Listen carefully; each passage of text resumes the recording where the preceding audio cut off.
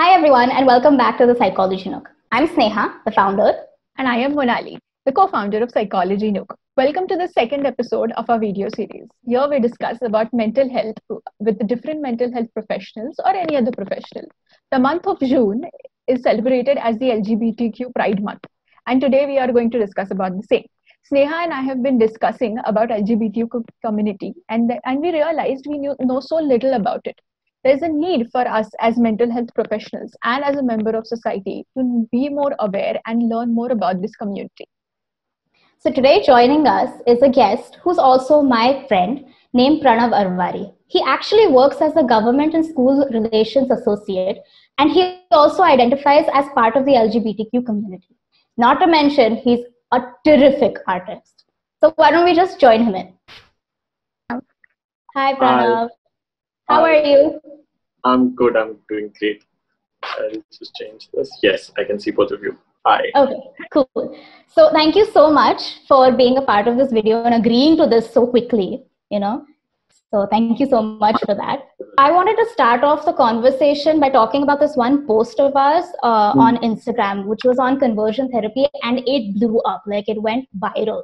And it sort of made me and Monali realize that it probably went so viral because people didn't have the information. Like us mental health professionals, activists, everyone, they speak about these terms and, they're like, this is bad, this is wrong, this is that. But no one really explains the terminology. So what do you think? Do you think that if people knew the terminology properly, like the back of their hand, basically, it'd be a little easier for acceptance, for people to readily speak up about these issues the way we do? Definitely. I think the main problem what I see here is that I think language is very limited, right? And it's also very dynamic. Like this entire LGBTQ scene, when we talk about it, it's very dynamic in nature, which means that the language also keeps changing, right? So a lot of times what I've heard is it's very difficult to, keep on like keeping up with all the terms and terminology. Yeah. However, at the same time, what I feel is that it's not that difficult, to be honest, right? How do we learn about things like racism? How do we learn about things like sexism, right? We do our own research. We have everything available online to do that. And definitely conversations like these especially, I think, are very helpful because when we start talking different identities and how we talk about different abbreviations and all those acronyms and everything, when they come in the mainstream, right, I think that's when the conversations start happening, and that's when actually people will start understanding what these things mean. Another aspect of this is that I personally feel that it's not only up to the LGBTQ community to do this, right? Because the labor also again falls back on them, saying that, hey, you know what, you tell us what it is. And I truly don't feel that it's fair to put the entire labor on the marginalized community. So people at the margins, of course, the source should be coming. So all these terms and everything definitely should come. People who are at the top of the pyramid, right? Who are at the center, should start these conversations more, should use their privilege and start talking about these things more, because that's when the mainstream will start using these terms and terminologies. So I think that's one way to look at it, yeah. So when you talk about people at the top, you're talking about people maybe in big organizations or people that are really well known, that have some sort of a platform to the masses. You're talking about these kinds of people?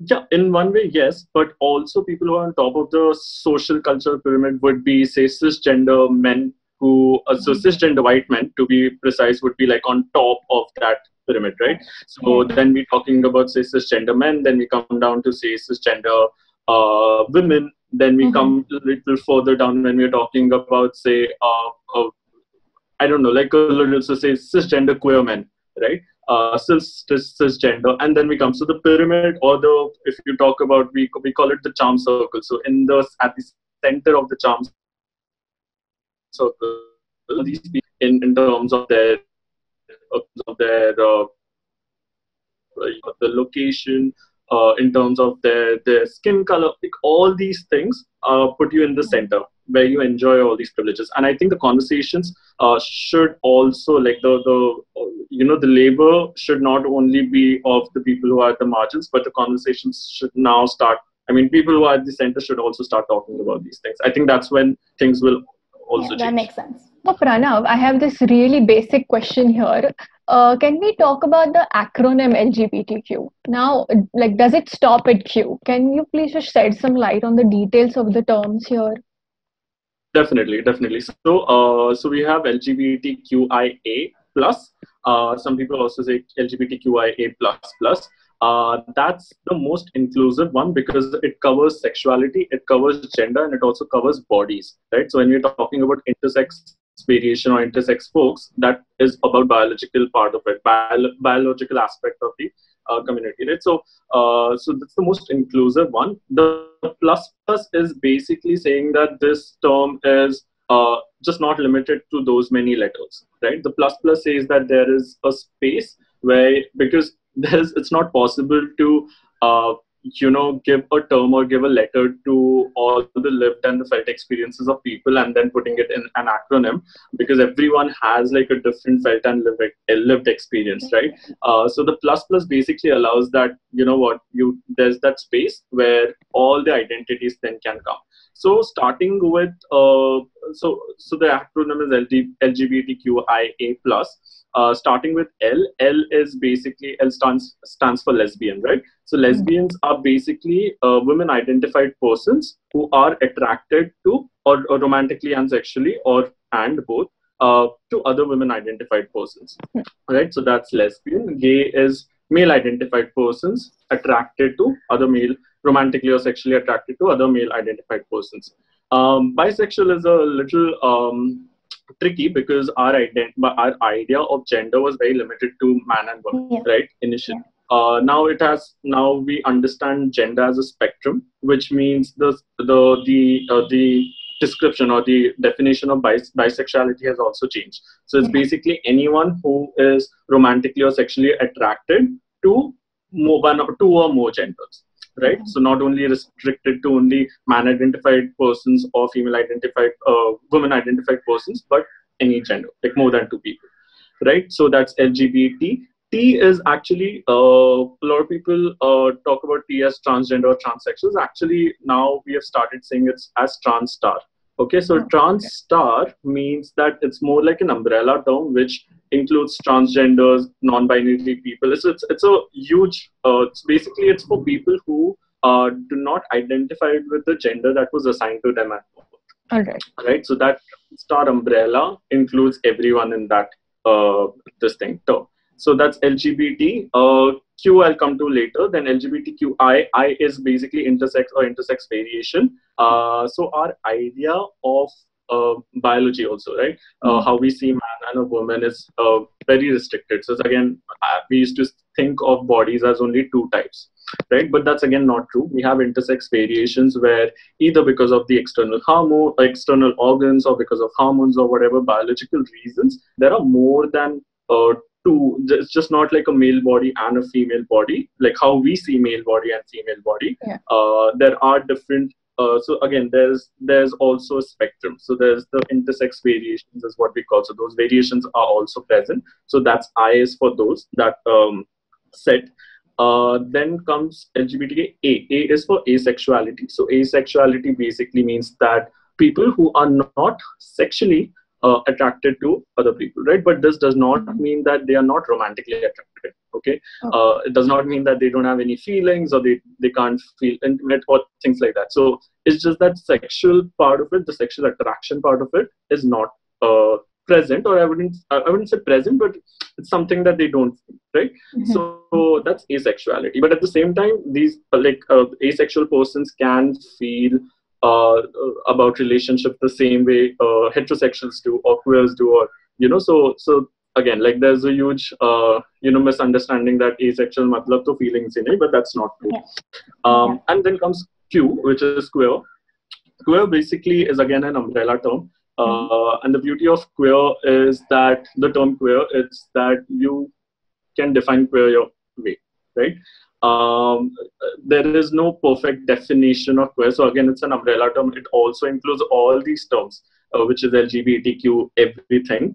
So we have sexuality may also queer. We have gender may also queer. So it's gender queer, which means that it's again non-binary, right? And then we have sexuality may queer, which could either mean bisexual, could mean pansexual, could either mean lesbian, gay, anything, right? It all basically depends on you how you want that label to function, and that's the beauty of it. And one of my favorite labels. So that's that. And the plus, as I said, is just basically a space to put a number of sexualities or genders or whatever, however you feel. So that space is given for us to explore, in case, because there's a possibility where I might not identify with any one of the labels, any label. Yeah. So that plus is basically a space for me to be there and still say that, okay, my experience is valid, my experience is real, and that allows me to have a label without really having a label. Or even I can just perhaps have my own label and still be a part of the acronym. Right. So that, yeah. Okay, cool. So that makes it a little more clearer. Yeah. But yeah. So what about pronouns? Because I've been reading up about a lot of ways to be an ally, to respect a person's pronouns, ask a person their pronouns. So what is the emphasis on this? Right. So pronoun is just like, it's just a way of identity, right? So how you want to be identified. Using wrong pronouns, on the other hand, could be extremely violent, right? So for example, if I consider myself as a cisgender man. For those who don't know what cisgender means, that cisgender is basically that the gender that I was given at birth, right, assigned at birth, is the same gender that I identify with. So assigned male at birth, but I also identify as a man, right? So that makes me cisgender. So basically pronoun is, so if I'm a cisgender man and if somebody mispronounces me and says she, right, that's the way to look at it, like how it's going to affect you, right? And that basically it will invalidate my experience as a man, right? That is one part of it. Secondly, it's very violent because then you're just saying that your identity doesn't exist. I'm the one who's going to give you an identity, right? Which is pathetic. So that's that. Also, interestingly, I was recently talking to some people and they said, "Ki abhi kya, like now do I have to like ask everyone their pronoun like every single time? Like it's going to be like so thing." But you are there asking them about what their surname is. They're asking them about where they're coming from. You're there asking them about class, your caste, your kaun si school mein padhe, all of those things. This one thing, if you ask, it's going to make a huge difference because that's their real identity, right? And pronouns basically allow you to self-determine like who you are as a person. So that self-determination is there, self-identification is there, and and it gives you basically it's a right to have your own pronoun, right? So again, there is he, she, and then there's they, them. There are also a lot of different pronouns which are there, but he, she, they, them. I'm glad like people are now asking if it's he, she, or they, or them. You want to use. There's also certain people don't associate with any pronoun, right? So in that case, you just have to either use the pronoun that they prefer because obviously that's what they've decided for self-determination. Or the second thing is that some people also prefer just taking their name every single time, right? So that is another way to look at it.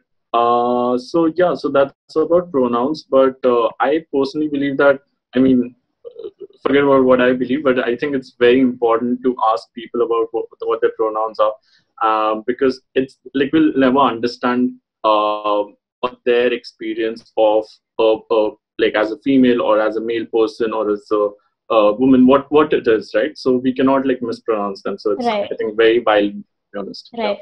Have you come across like people, laymen basically, that aren't really aware of these things, but once they have been aware of it, have you come across these people asking about pronouns to other people? Like, do they make a conscious effort? Do you feel like you've seen anyone like this?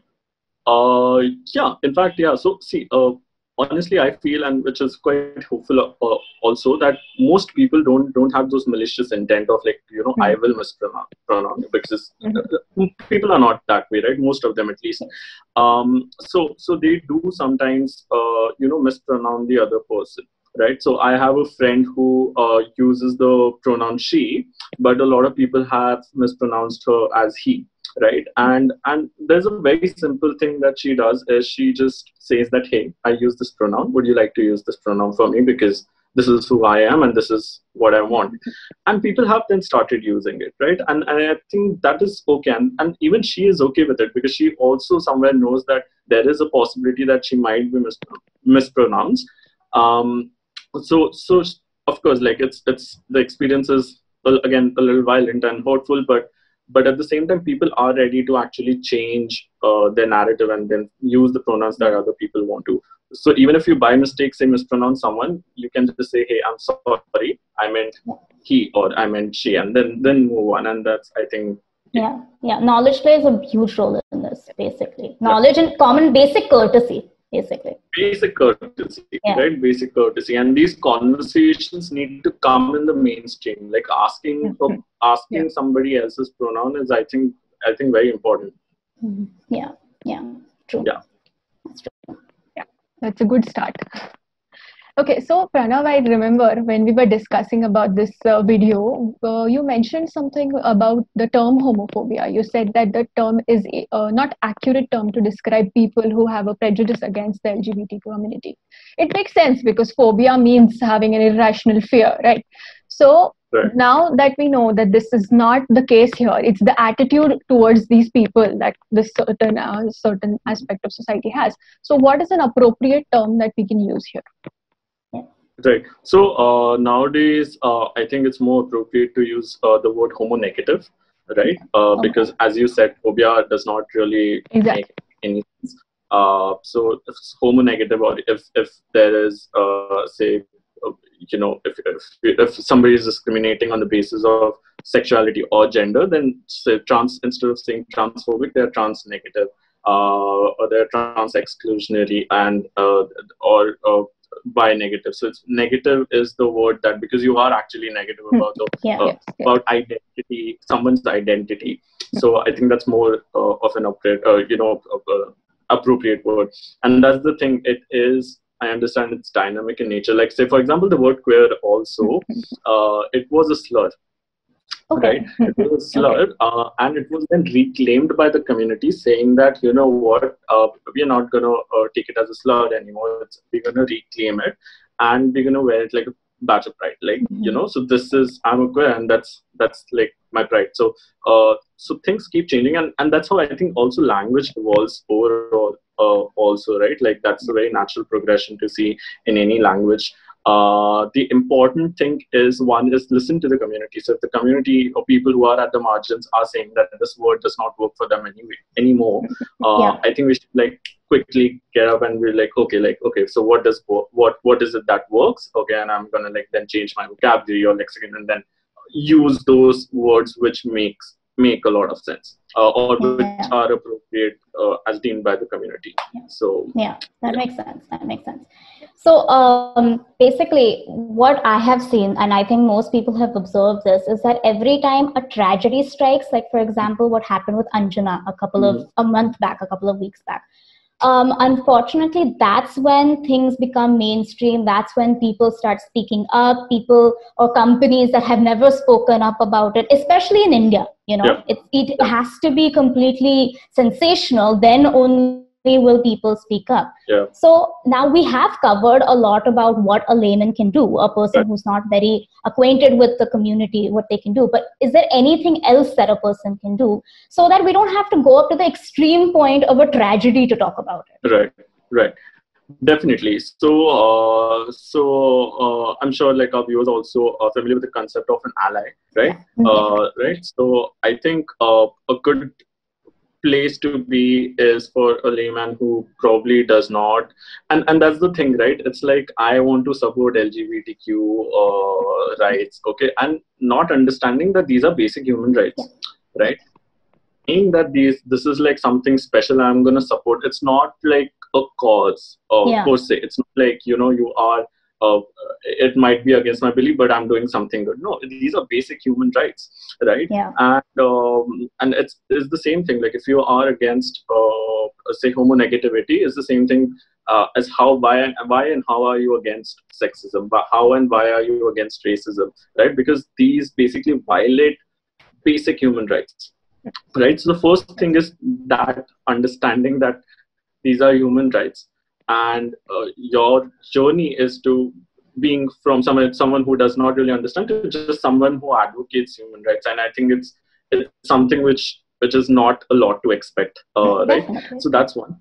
Second is, it's very interesting when you're talking about allies. So for the past few months, I was thinking, like, is there a perfect definition of an ally, right? Like who is an ally, and how does an ally work, or what are the things that they need to do?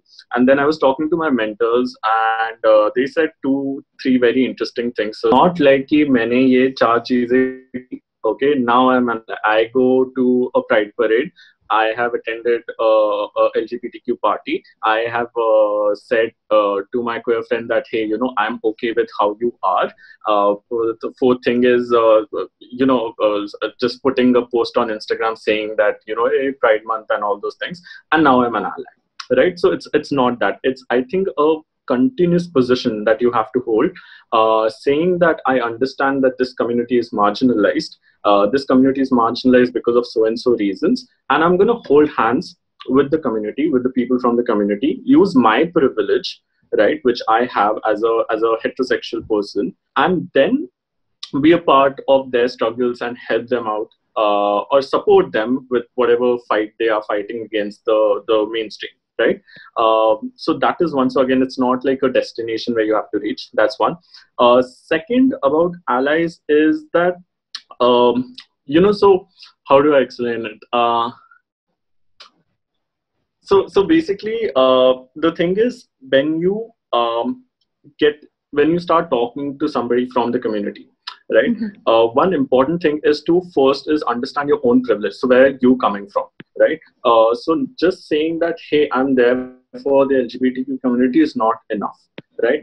Understanding what your privileges are is very, very important. So as a person on whatever, all the privileges, so it could be of class, this thing, class, caste, region, location, all those things, and especially when it comes to your gender and sexuality, you have certain privileges, right? And when you are talking to, or when you are supporting a queer friend, for example, are you actually questioning yourself? What is that one thing which is making you uncomfortable about it, right? Because the society has functions in such a way that homophobia is very internalized in everyone, right? From the very beginning, right? But just saying that, you know, it does not exist and I'm going to support these people is not enough. What is important is to question yourself and say that, hey, there is something, you know, there's some kind of discomfort when it comes to the queer community. I want to question that first before I actually go and say that I'm an ally, right? Because that discomfort will exist, right? So, and once you start questioning that discomfort and you come to terms with it, then is when you unlearn a lot of things, and that's when your journey actually starts, right? But just saying that, hey, you know what, meko to kuch hai hi nahi, matlab I don't feel anything negative about these people, and I'm just going to be an ally. It's not possible. Of course, there is some kind of, because your privileges ke saath also came some kind of discomfort, which will come when you're talking to, say, a trans person, when you're talking to a queer friend, when you see, say, two girls holding hands like a heterosexual couple, when you see two guys say kissing in a club like a heterosexual couple would do, and where's that discomfort? So start to question that kind of discomfort is, I think, also very important. So once you do that, I think that's when you start your journey to be an ally. So basically, self-awareness, unlearn what you have learned, and instead of standing up for people, stand with them. It's better stand with the community rather than just being, you know, the flag bearer. That doesn't make sense. And question yourself a lot. Question yourself that where is it all coming from? So I'll just give a quick example of, like, I personally had a friend. I had a friend who had issues with body hair. or just showcase of body hair, especially when girls would not shave their armpits and things like that, right? And what she told me was a very interesting thing. She was like, I used to like find that like, oh my god, like why not just shaving the armpits? And then this one day she just thought that why is she questioning that, right? Why is it making her not comfortable? And when she questioned that is when she started her journey of being okay with body hair, and now like she doesn't shave her armpits either, because she's like, you know what, this is completely like there's nothing wrong with, I mean, just body positivity, and that's completely all right. So for an ally, it's also important to question what is that kind of that feeling inside of you. That's when actually will start. As a mental health professional, we have seen number of clients, but we really haven't come across people from this community. Okay, and we don't even have a formal training about the whole LGBTQ community counseling. So as a therapist or as students or the psychologists who are watching this, can you suggest us something that we should remember while counseling people from this community? Anything that where we can better ourselves to be more inclusive of this community? Yeah. I think first is that journey that you need to make from being queer friendly to being queer affirmative, which basically means that you are just not saying, I'm okay with your existence, but saying that I understand your existence. I understand that there is a different kind of journey that you folks take, and because I understand this, because I have built upon the knowledge that I've gained from whatever sources, now I will help you with XYZ, like, or I'll help you, or I'll be with you when it comes to say therapy. So first thing is like, obviously, and how do you do that is, first thing is definitely knowledge. You need to learn a lot about the LGBTQ community, starting say from the basic acronyms, right? Exactly. Tomorrow if a person comes up to you and say that they're pansexual and you have no idea what pansexual means, but you know that pansexual matlab some type of homosexual, so I will give like a basic homosexual whatever counseling therapy or whatever, and so you're failed there, right? Like the moment you don't understand what pansexual is, you're failed, right? One way is definitely again, you might not know all the terms and everything at all times. So again, that continuous process, that taking the journey of continuously holding that position is very important. At the same time, there will be instances where your client comes and they will have a very different experience altogether, which is probably not there in the textbooks, right? And at that time, I think there's no shame saying that, hey, probably I don't know about this. I haven't read about your experience. I don't know much about your experience. Help me understand it. And there's no shame in doing that, right? Ask the client. What you should not do is saying that, "Par mujhe nahi lagta aapka ye problem, mujhe lagta aapka ye problem," right? You probably are not. So something happened to one of my other friends. Is he went to the counselor and he said that he was talking about something else altogether, but then he happened to mention that he's bisexual and blah blah blah. And the counselor was like, "Nahi, par mujhe lagta hai aapko shayad se, I think you are in that phase, or you have a doubt, or you're not sure about your sexuality." Because now this counselor had no idea about what bisexuality really means, or his idea of bisexuality was very different, right? So the first thing he did was negating that experience. Ki nahi, matlab, the person wasn't there for his sexuality. He just happens to mention that he's bisexual first. So he said, I don't think bisexuality exists as a concept or as an experience. Second thing is, I don't think you are one of those. And then I think you need to look into if you are gay or you're straight, and you need to like fix those things. So now that my friend then took 10 minutes of his own time where he's paying the money to the therapist, educating the therapist. After he obviously left, he never went back. But that is one thing. So just not saying that, hey, this does not exist. I think it's a very bad approach. There's no shame to learn more things, and especially from the people. But again, as I said, that the labor should not fall on your clients, because then that makes no sense. There are enough resources available. There's enough places where you can go, you can learn. There are courses. There are institutes where you can go and learn about therapy for queer patients or queer clients for that matter. Other things is what you can do physically. It's physically in terms of the environment that you have in your office, for example. Say, for example, a person who is, say, a trans person or trans man enters the building and starts filling up the form, okay, and in the gender column, there's just man and woman. Right. Yeah. End of it. That's it. End of whatever. Like, I mean, you are basically saying that there is no other experience than of a man or a woman, right? And that's the end of it. So how inclusive is your office environment? How inclusive is your office space, which includes the forms, which includes the material which is available for people, which includes how well have you trained your staff, how well have you trained your seniors, or seniors you can't train, but how well, have you spoken to your seniors about these things? Have you spoken to your juniors about these things? Even the say person who comes to clean there, have you had a conversation with that person? Because, say, for example, somebody comes whose gender expression is very different from what the normative is, right? Do we want this person to continuously make uncomfortable? Like, the person who comes to clean, do we want that person to make our client uncomfortable? Like small things like that, right? Yeah. So that is about the office space and how do you handle things that way. Third thing is, I think, just your making sure that if you have enough knowledge, also telling the client that, hey, you're wrong about these certain things, right? Because a lot of times client might not have the knowledge about a lot of things, right? The client might say, this is a disease, please help me figure. But then it becomes our responsibility to say that, hey, there's nothing wrong with it. It's completely natural. And that's where how are you telling your client this? What are the resources that you're giving your clients to read?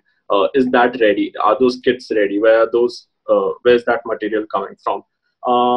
So yeah, I think these are just some of the things that you can do. And again, let's face your privilege when man sits in front of you, knowing that probably as a cis hetero person, as a cisgender heterosexual person, where are you coming from? And what are the things that you say? Your language, I think, is going to be so important. Just the language, I was talking about the language part of it, which is the pronouns, the language that you use, saying things like normal, abnormal, just making sure that you're not, the language is on point. Yeah, that makes sense. So now, I mean, these are great tips, but obviously this is not an official training. So I know that you have done a course on LGBTQ counseling, right? So could you tell us a little bit more? Because I'm pretty sure there are lots of people watching that would like to do some kind of a course in the future, just to add to their skill set. Definitely. So the course, I can talk about the course which I did. It's by Mariwala Health Initiative. They are, so if you look up, they are one of the biggest funders when it comes to mental health projects. And so they run this program called Queer Affirmative Counseling Practice. It's a certificate course by them where they, it's like over 4 weekends. It's a super intensive course where over 4 weekends, we just talk about only queer lives, and we talk about how to be like a good queer affirmative counseling practitioner or a mental health practitioner who is queer affirmative, which means to understand understand queer lives in depth, and then using those techniques, and then using your mental health practicing techniques, and then combining those two to provide a kind of service to your queer clients. How do you do that, right? So basically, a lot of my knowledge about when it comes to mental health and queer lives or queerness or queerty together, it has come from this course because it's been very helpful. So that's something that you can check out, and I think we can put it in the comments as well. That's one thing. And apart from that, I think there are other courses also which are offered, but again, there are I personally wouldn't want to endorse other courses without really knowing more about them, because it can go the other way also, right? Because a lot of them will say that, hey, we are queer friendly, we are queer affirmative, and it could be a disaster. But this one course particularly I would like to talk about. So yeah, that usually happens with a lot of therapy courses. So you have to endorse the one that you actually believe in and you actually have experience. I mean, mental health field in India is still emerging, but then we've got a lot of quacks in it also. I mean, just we were the other day also, we were talking about mental health in general, and there's so many ideas which are coming from top, right? Like we have these, I forgot what are those, we have the 1 and 2 and 3, what is Diagnostic, ICD and DSM. ICD, yeah. Okay. Yeah. And then we were also kind of dissecting that also, and there are so many problems in that. So so imagine like at that level, and that's what happens, right? Like white cishet white men writing about, say, for example, the Hijra community in the Indian subcontinent, they, without really meeting them, without experiencing, without talking to them, they can go absolutely wrong like 100% of the time. So it's also very important where your knowledge is coming from. So it is very important that it comes from the margins. It is coming from the people who have experienced things, and that needs to come in the mainstream, which is important. And then people who are already in the mainstream use that privilege to like then kind of push and then use that knowledge to like voice out opinions, because unfortunately more or less people who are in the mainstream will listen to people who are in the mainstream, right?